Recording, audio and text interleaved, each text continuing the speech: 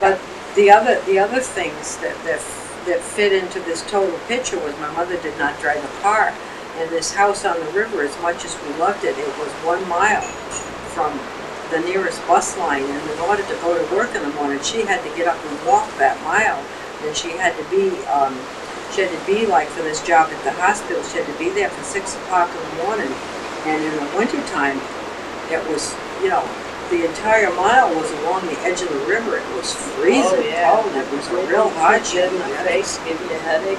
Well, we used to have to walk a mile to get on the school bus to go to school. Yeah, absolutely. When we were little kids, I think of my kids cranking about walking around the corner or something. Right, absolutely. So, but we did it. I don't remember, how long did we stay in that house? She finally, she couldn't do it, so we sold the house. Yeah, when we were teenagers, she sold it. And then she bought another one a half a mile from the bus, really was kind of silly. And we didn't stay in that one too long either. Then she sold that one, and we got an apartment in Niantic itself, which was, closer to transportation. And after that, the family started going in different directions.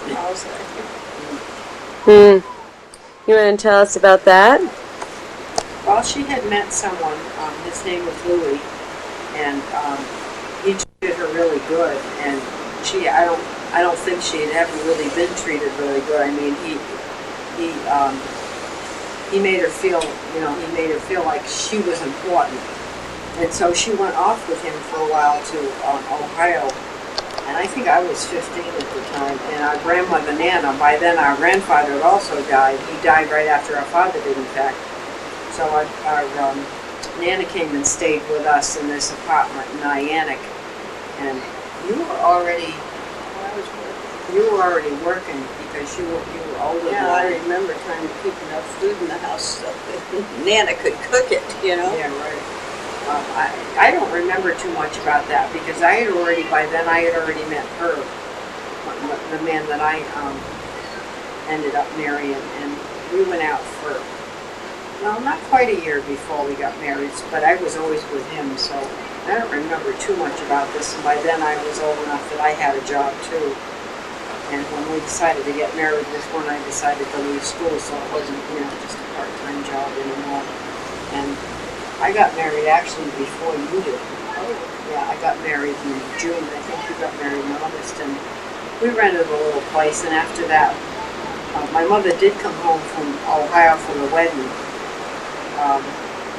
but then she ended up going back to Ohio.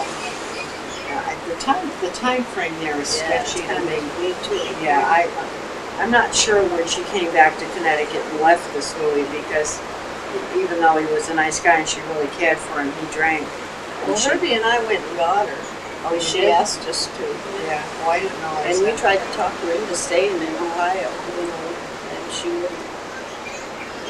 I thought she was going to be sorry. And then it was very shortly after that the man died, and they were looking all over the place for me to tell me that this, so I could tell my mother this man died. Yeah, she didn't. After that, it was kind of like she crawled inside of herself and never really came back out. She was a very unhappy person after that.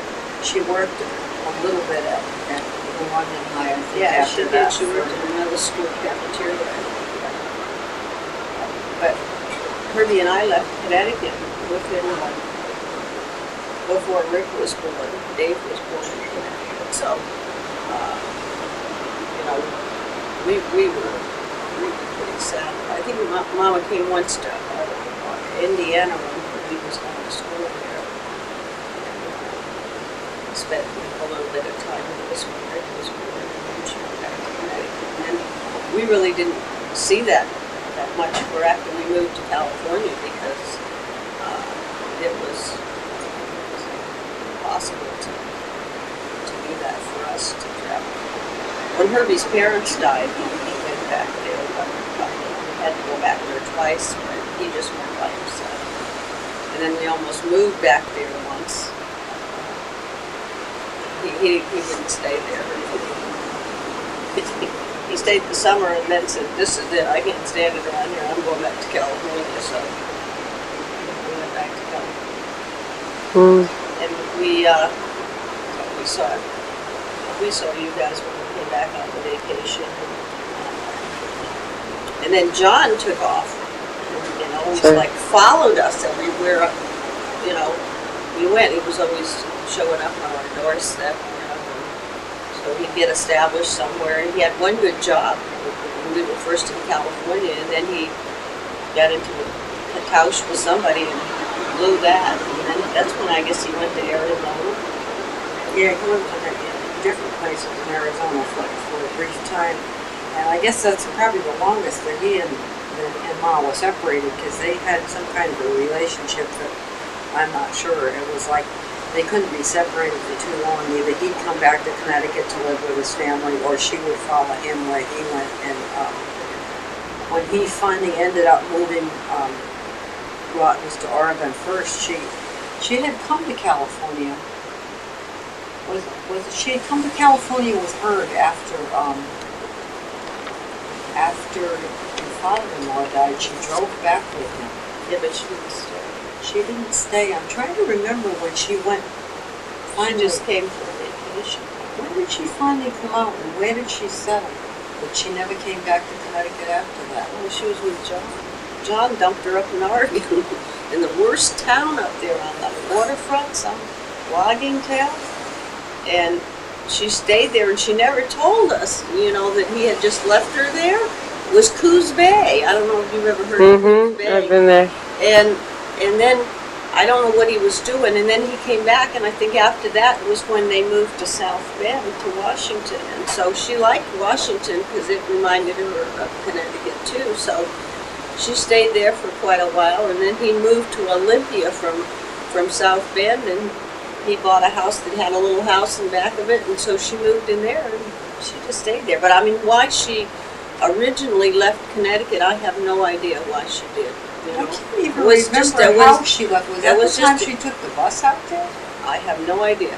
It was just it had something to do with John, but I don't know. It was just a big mystery to me. And then she of course would never considered living with any of us, I don't think. Not with me anyway. I have too many kids, too many dogs, I don't know. It was a lot of it is sketchy to me. But when my kids, because when she was in Connecticut, particularly my youngest son and she were like this, because she babysat for him a lot. And when she came out here, I don't think any of us thought it was going to be for her to stay. And when events in the family would happen, like a graduation or something, we would always offer her a plane ticket, and she would not travel again ever. She wouldn't budge. Yeah. She wouldn't. And my youngest son, his name was George. He wrote to her, and I never knew this. She showed, when I came to get her, she had a little stroke, I came to get her. She showed me all these letters that George had written her through the years, and I never knew this. It was really sad. Really? Absolutely. Did she write back to him? Not that I remember, not that much, no. But when she came finally back with me, and he came to see her, he said to me that he felt like she deserted him. It was awful. I bet, yeah. It was awful. And then when she ended up dying, he felt terrible, because he didn't come and spend that much time with her. He didn't think. Oh yeah, kid. It was like he couldn't recapture what they had, and I think it's so important that grandparents spend time with their grandkids. Now you got me bawling. When she was up there in Washington, she used to crank about John's son's kids all the time. She did. She cranked to me about them too.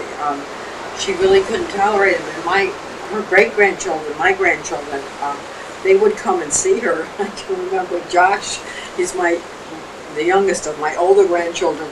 He came, when she first came to Connecticut, he was maybe 7 years old, and he was sitting like this on the couch across from her.